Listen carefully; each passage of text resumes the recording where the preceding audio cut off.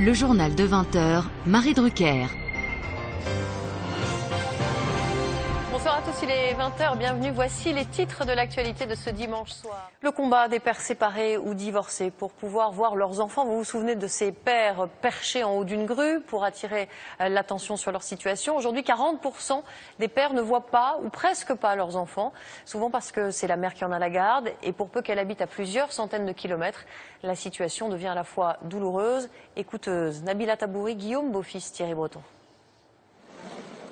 2 fois par mois, Benjamin Cotel abandonne sa vie parisienne, direction Belfort pour le week-end. Je m'occupe de ma fille là-bas pendant tout le week-end. Ça fonctionne comme ça depuis quasiment sa naissance. Elle a 11 ans maintenant. Son ex-compagne est retournée vivre à Belfort avec leur fille. Le bébé n'avait alors que 3 mois. Comme 7 papas séparés sur 10, Benjamin Cotel voit son enfant un week-end sur 2 et la moitié des vacances scolaires.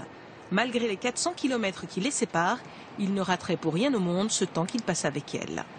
Je ne me verrais pas voir un enfant tous les 2 mois, ou même tous les mois et demi, puisque c'est l'intervalle qu'il y a entre 2 périodes de vacances actuellement.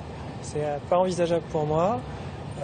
Ça m'arrive de temps en temps de ne pas la voir sur plus d'1 mois, parce qu'il y a les grandes vacances, par exemple, et c'est pas facile à vivre.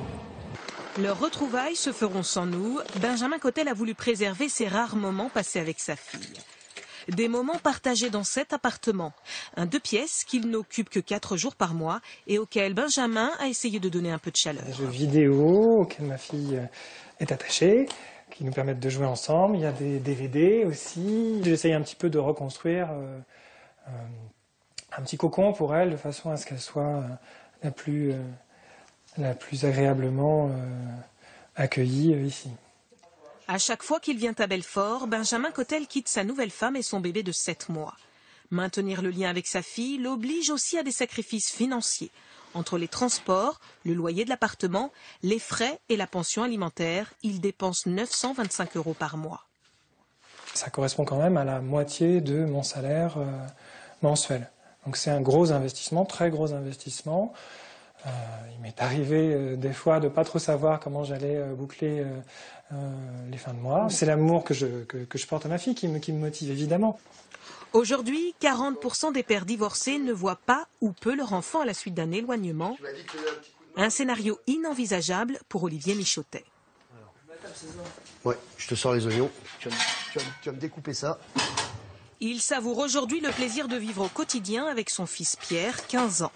Durant des années, Olivier ne voyait son enfant qu'un week-end par mois et une partie des vacances scolaires. Lui vit à Concarneau en Bretagne, son ex-femme à près de 800 km de là, en Saône-et-Loire. C'est grâce à ces tout petits contacts qu'on a réussi à créer des liens pour avoir autant de liens aujourd'hui. Si j'avais disparu définitivement, ou du moins pendant un certain laps de temps, les choses auraient été beaucoup plus compliquées. Olivier Michotet a bataillé des années durant devant les tribunaux et opté pour des emplois en intérim afin d'être plus disponible.